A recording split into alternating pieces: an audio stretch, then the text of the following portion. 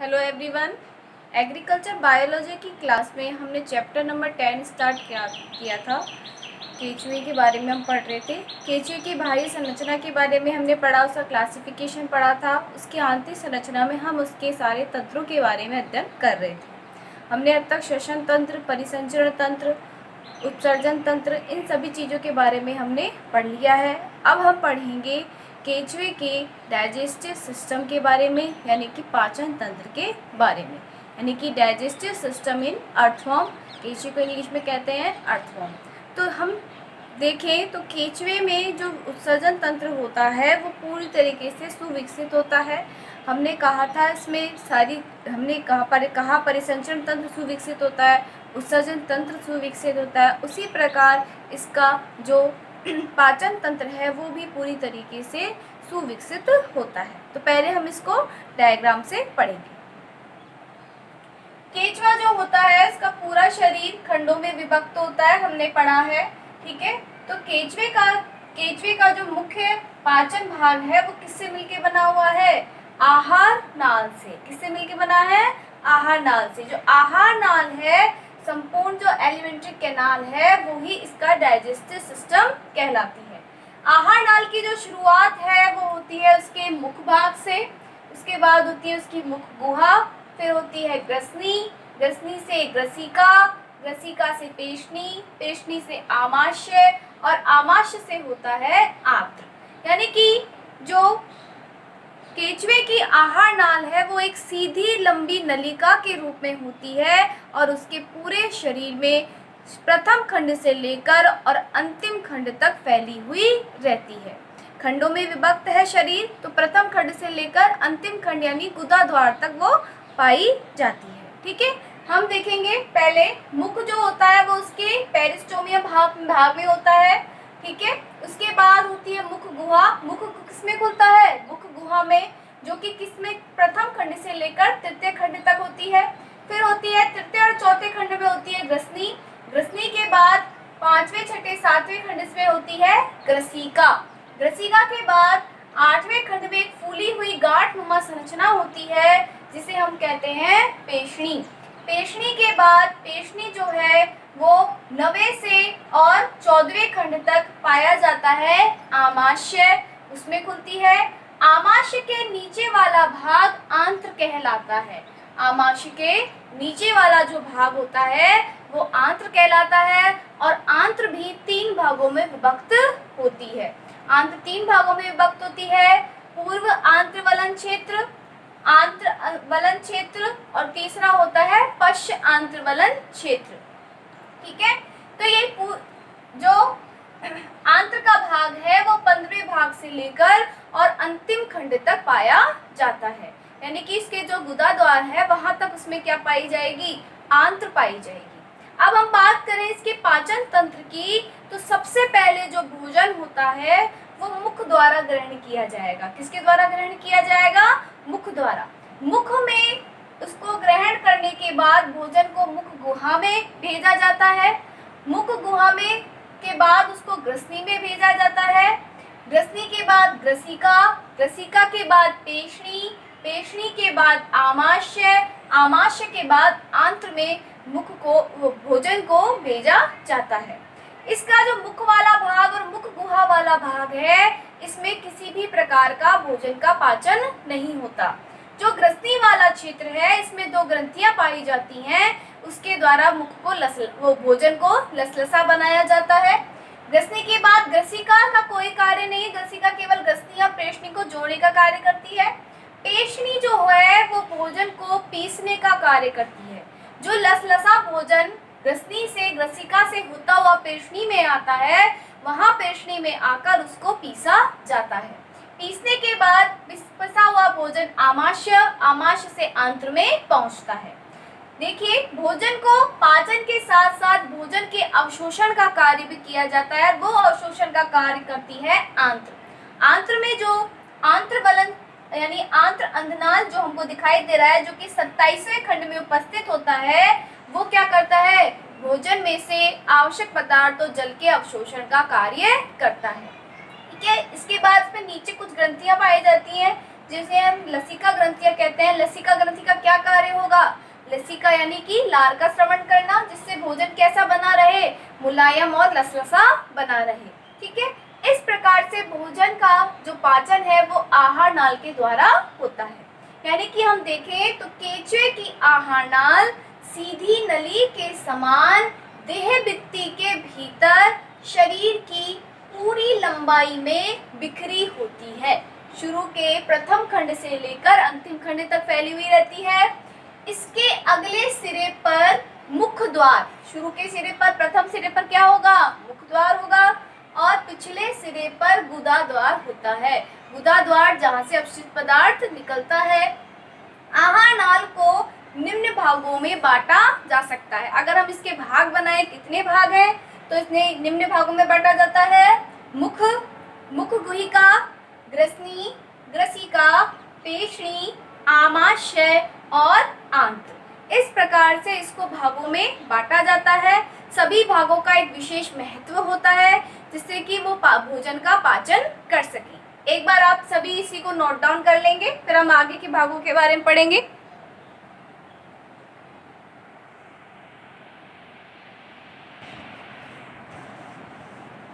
अब हम बात करेंगे मुख की। सबसे पहले मुख, यह इंग्लिश में बोलते हैं उसको माउथ। यह प्रथम खंड पर स्थित होता है, जो कि परितुंड यानी कि पेरिस्टोमियम कहलाता है। यह भोजन का प्रवेश द्वार होता है। भोजन कहाँ से प्रवेश करेगा? मुख के द्वारा।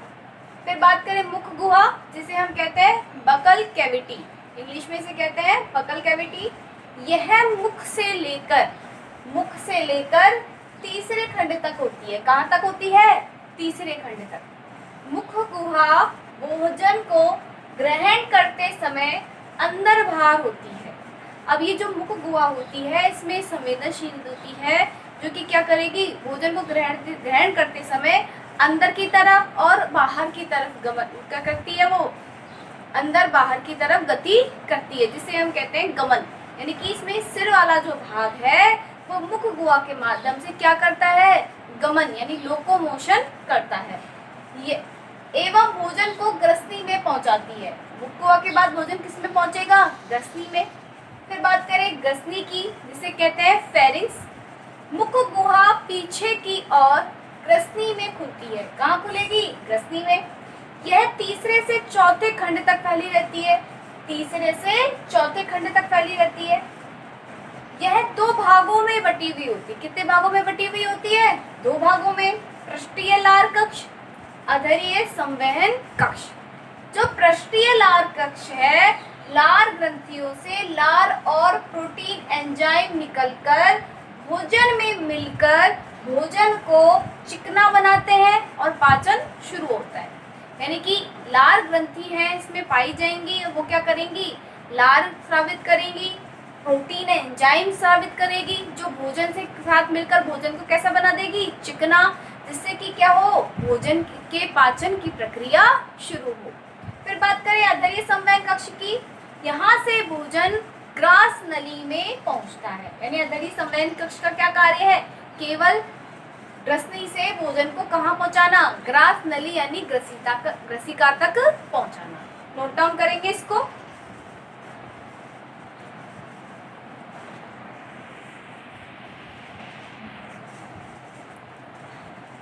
फोर्थ पॉइंट है ग्रसिका यानी कि ईसोफेगस। यह 5वें से 8वें खंड तक सक्रिय नलिका के समान फैली रहती है। 5वें से 8वें खंड तक सक्रिय नलिका के समान फैली रहती है। इसमें किसी प्रकार का पाचन नहीं होता। हमने पहले भी पढ़ा, इसमें किसी भी प्रकार का कोई पाचन नहीं होगा। इसका सिर्फ और सिर्फ एक कार्य है, भोजन को ग्रसनी से पेशनी तक पहुंचाना। यानी यह भोजन को ग्रसनी से पेशनी तक पहुंचाती है। फिर बात करते हैं पेशनी की, गिजर्ट्स, यानी कि 8वें खंड में। कौन से खंड में? 8वें खंड में। ये जो संरचना हमको दिखाई दे रही है, अंडाकार कठोर और मोटी भित्ति वाली संरचना पाई जाती है, जिसे पेशनी कहते हैं। यह पेशीय तंतुओं की गांठदार संरचना होती है। यानी इसमें पेशीय तंतु पाए जाते हैं, जो कि क्या करेंगे? जो भोजन को पीसने का कार्य करते हैं। ग्रसनी के बाद सीधा पाचन किस में हो रहा है? पेशनी में, यानी कि ग्रसनी में क्या थी? लार ग्रंथियां थी। उन लार ग्रंथियों ने क्या करा? लार का श्रवण करा, भोजन को कैसा बना दिया? चिकना बना दिया। संवहन कक्ष के द्वारा वो भोजन किसमें पहुंचा? ग्रसिका में। ग्रसिका से वो भोजन किसमें पहुंचा? पेशनी में। पेशनी में जो पेशीय तंतु उपस्थित हैं वो तंतु उस भोजन को पीसने का कार्य करते हैं। उसके बाद आता है आमाशय, जिसको स्टमक कहते हैं। पेशनी के नीचे 9वें खंड से, कौन से खंड से? 9वें खंड से 14वें खंड तक, डायग्राम में भी हमने शो किया है, 9वें खंड से 14वें खंड तक जो भाग पाया जाता है, छोटी सक्रिय नलिका रूपी संरचना, उसे हम कहते हैं आमाशय। आमाशय क्या करेगा? इसकी भीतरी सतह में अनेक वलन होते हैं, वलन पाए जाते हैं इसकी सतह में। इसकी भित्ति में कैल्सीफेरस ग्रंथियां पाई जाती है। कौन सी ग्रंथियां हैं? कैल्सीफेरस। अब ये कैल्सीफेरस ग्रंथियां क्या करेंगी? जो मिट्टी के ह्यूमिक अम्ल को उदासीन बना देती है। केंचुआ क्या खाता है? मिट्टी। मिट्टी में तो रहता है ये मिट्टी को भोजन के रूप में ग्रहण करेगा। अब ये क्या करेगा? जब ये आमाशय में मिट्टी पहुंचेगी तब उसमें से ह्यूमिक अम्ल को उदासीन कर दिया जाता है। ह्यूमिक अम्ल क्या करता है? वो जो मिट्टी में सड़े गले पदार्थ है उसको ह्यूमस में परिवर्तित कर देता है। तो ये ह्यूमिक अम्ल को इनएक्टिव कर देगा, मतलब इसको उदासीन कर देगा, न्यूट्रल। तो उदासीन करने से क्या होगा? वो उसका पाचन शुरू हो जाएगा, उसका ह्यूमस में परिवर्तन होना बंद हो जाएगा। ठीक है, तो ये एक बार नोट डाउन करेंगे इसको।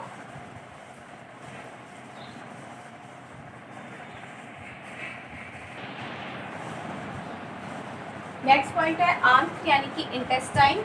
यह आहार नाल का सबसे लंबा भाग है जो 15वें खंड से अंतिम खंड तक फैला रहता है। इसका भीतरी स्तर पश्चमाभी, संवहनी, ग्रंथिल तथा वलित होकर छोटे छोटे रसांकुर बनाता है। आंत्रवलन की उपस्थिति के आधार पर इसे 3 भागों में विभेदित किया जाता है। अब तक हमने आमाशय तक पढ़ लिया था, जो कि 14वें खंड था। अब 15वें खंड से लेकर और अंतिम खंड तक जो भाग पाया जाता है उसे हम कहते हैं आंत्र यानी कि इंटेस्टाइन।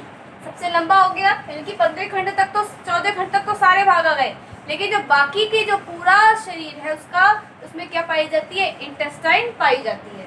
ठीक है, इसकी जो सतह होती है उसमें पश्चमाभिकाएं पाई जाती है, जो कि क्या बनाती है? रसांकुर। रसांकुर का क्या कार्य होगा? अवशोषण का, यानी कि भोजन के साथ जो भोजन बच रहा है उस भोजन में कुछ आवश्यक तत्व अगर उपस्थित है तो उसका पूरी तरीके से क्या कर लिया जाता है? अवशोषण कर लिया जाता है। वो अवशोषण कौन करता है? यही रसांकुर।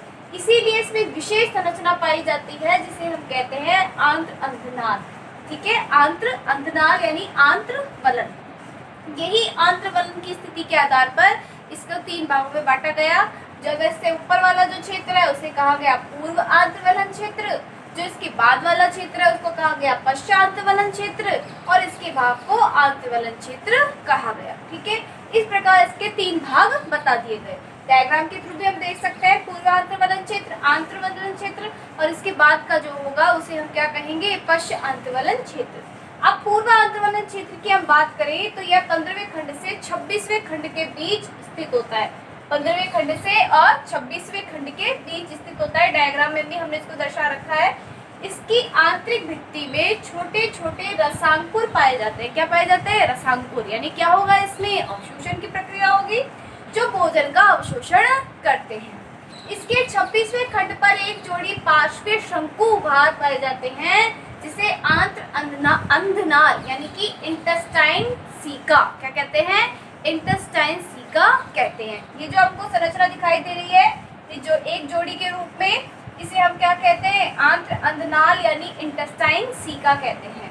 आंत्रवलन क्षेत्र यह 27वें खंड से अंतिम 23वें से 25 खंड को छोड़कर शेष खंडों में पाया जाता है। यानी कि शुरू के तो 27वें खंड से, और जो उसका अंतिम खंड होगा उस अंतिम खंड के 23वें 25वें खंड को छोड़कर इस सब में क्या पाया जाता है? आंत्रवलन क्षेत्र पाया जाता है, जिसे आंत्रवलन यानी कि टिक्लोसोल कहते हैं। इसमें अधिक अवशोषण होता है। सबसे अधिक अवशोषण अगर किसी क्षेत्र में होता है वो कौन से क्षेत्र में होता है? आंत्रवलन क्षेत्र में। बात करते हैं पश्चांतवलन क्षेत्र की। यह अंतिम 23वें खंड से 25वें खंड तक फैला होता है। जिस खंड में अंतवलन क्षेत्र नहीं होता वहां पे क्या होता है, पश्चांतवलन क्षेत्र, जिसे मलाशय भी कहते हैं। क्या कहते हैं इसे, मलाशय। इसी भाग में मिट्टी और अपच भोजन भरा रहता है। जो भी मलाशय में क्या होगा, जितना भी अपशिष्ट पदार्थ होगा वो भरा हुआ होगा, ठीक है। तो मिट्टी और अपच भोजन जो भी है वो सब मलाशय में होगा। यह जो कास्टिंग्स के रूप में यानी चिपटियों के रूप में समूह, बहुत सारी चिपटियां यानी छोटी छोटी गोलियों के रूप में गुदा से बाहर निकाल दिया जाता है।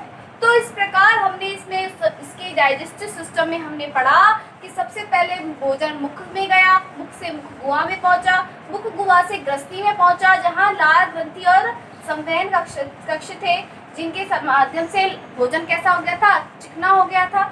इसके बाद ग्रसिका के माध्यम से यानी ग्रास नली के माध्यम से भोजन को पेशनी में पहुंचाया गया, जहां पे रसांकुर उपस्थित थे और उन्होंने पेशीय तंतु उपस्थित थे, जिनकी वजह से इनको भोजन को क्या कर दिया गया, पीस लिया गया। पीसने का कार्य शुरू हुआ। उसके बाद पिसा हुआ भोजन कहाँ पहुंचा, आमाशय में। आमाशय से इस भोजन को कहाँ पहुंचाया गया, आंत्र में पहुंचाया गया। अब आंत्र में जब पहुंचाया गया तब इसमें इस प्रकार से भोजन का पाचन हुआ। जितने भी एंजाइम्स वगैरह थे उन एंजाइमों की सहायता से इनका पाचन किया गया है। अगर वसा है तो वसा का जो एंजाइम होता है उससे, प्रोटीन का, सभी तरीके के एंजाइम्स की सहायता से इनका क्या कर दिया गया, पूरी तरीके से पाचन कर दिया गया। हमने पढ़ा था ह्यूमरस को, हुमरिक आमाशय में जो हुमरिक था उसने क्या करा, उसको उदासीन बना दिया, हुमरिक अम्ल को कैल्सिफेरस ग्रंथियों ने, जिससे कि क्या हो सके, वो ह्यूमस में परिवर्तित ना हो सके। तो पूरी तरीके से जो आहार नाल है उसके द्वारा क्या किया गया, भोजन का पाचन किया गया। ठीक है, एक बार इसको नोट डाउन कर लेंगे।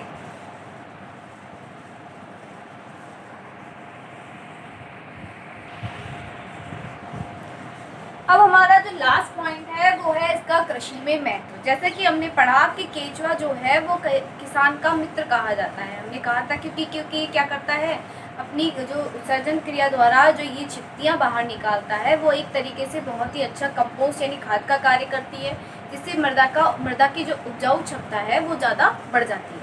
इसके अतिरिक्त कृषि में भी और क्षेत्रों में भी मतलब और तरीके से भी केंचुए का बहुत अधिक उपयोग किया जाता है। पहला है प्रलोभन है भोजन के रूप में।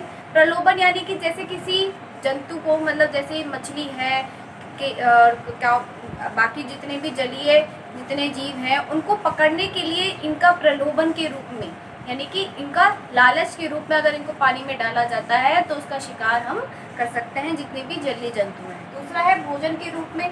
कुछ जंतु इसको भोजन के रूप में भी ग्रहण करते हैं, इसलिए ये लाभदायक है। दूसरा है जैविक खाद के निर्माण में। हमने कहा कि इसकी जो चिपटियाँ यानी कि जो इसका उत्सर्जी पदार्थ है उससे क्या बनाई जाती है, कंपोस्ट बनाई जाती है। और वो कंपोस्ट इतनी लाभप्रद है जिसकी वजह से इसका अधिक क्षेत्रों में इसका उत्पादन किया जाता है, जिससे अधिक से अधिक मात्रा में खाद प्राप्त की जा सके। इसकी खाद में कैल्शियम, फास्फोरस, पोटाश सब बहुत सारी तत्व हैं जो अधिक मात्रा में पाए जाते हैं। इसके जो इसका जो उत्सर्जन पदार्थ है वो नाइट्रोजन कारी पदार्थ है, जिसकी वजह से वायुमंडल में कार्बन और नाइट्रोजन का जो संतुलन है वो भी इसमें बना रहता है।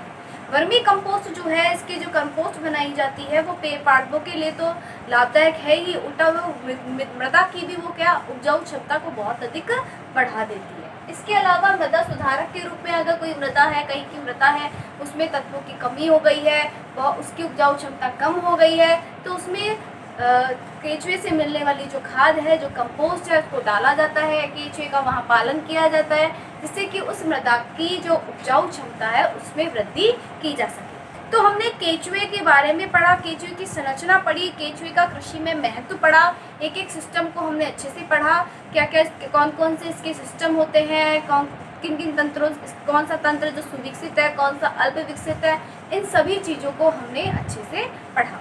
नेक्स्ट वीडियो में हम अगला चैप्टर स्टार्ट करेंगे। तब तक के लिए थैंक यू।